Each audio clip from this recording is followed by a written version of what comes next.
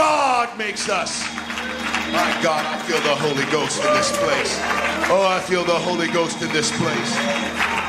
Stand together. Woo! He told that woman, if you only knew who you were talking to and what I could give you.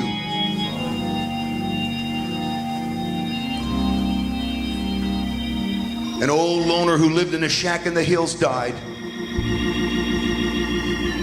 After his funeral, the surviving relatives went to his little old cabin to gather up a few belongings. A picture, a wood carving, an old rifle. Packed it into their car, and as they were closing the trunk, an old timer came out of the woods and said, "Hello there. See, you got so-and-so stuff?" Yep. He said, "Say, do you mind if I go in the cabin and just pick up whatever y'all have left behind?" He was an old buddy of mine. Maybe I could find something to remember him by. They said, "Sure, go ahead." So the old timer walked into the cabin. There was an old three-legged table. He moved the table to the side. There was a loose floorboard under the table.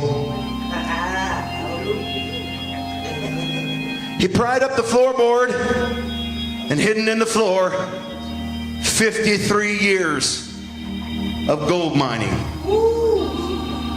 They said it was enough to buy a palace with. The old boy gathered the sacks of gold,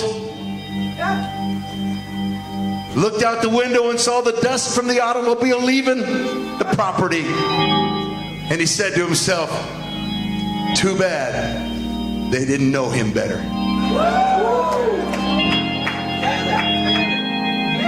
You might walk out of here spiritually, just as spiritually and morally bankrupt as you were when you came in.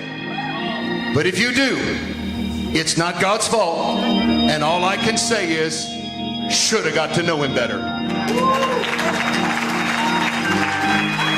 You may decide that carrying your sin on your own shoulder is a better deal than offloading your sin onto the hands of God.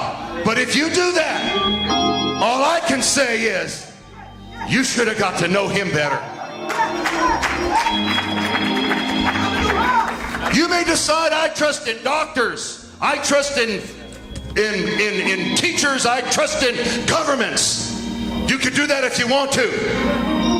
If you refuse to put your trust in God, all I can say, if you'd have known him better, you could have been healed, you could have been forgiven, you could have been blessed, you could have had your fears removed, you could have got a new start in life, you could have raised your family in the fear of God, you could get a hope and a future. My God, the Lord said, I know the plans I have, and that's to give you hope and a future. Let me tell you something. You might not have two dimes to rub together, but if you got a hope and if you got a future, you're a rich man. I'm opening these altars right now, and I'm going to summon somebody. Come on, launch into the deep. Get out of the shallow end. Get past John 3:16. Come on. Peter said, nevertheless, at thy word. Come on, let the word carry you into deeper water.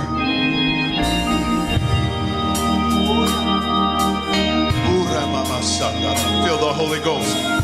Come on. Have you been a failure? Come on, visit your failure. But this time, you got Jesus on your boat. Boy, failure looks different when Jesus is in your boat. When I'm in my boat all by myself, my failure's overwhelming. But when I'm with Jesus, I go right back to my failure and beyond. And I find a harvest of promises. I want you to reach over to somebody. We don't always tell each other how miserable we feel that we are. Sometimes we're so ashamed that we don't think anybody would even have a heart to sympathize. Well, I know a God who has a plan, and it's a plan to bring you back. It's a plan to give you hope.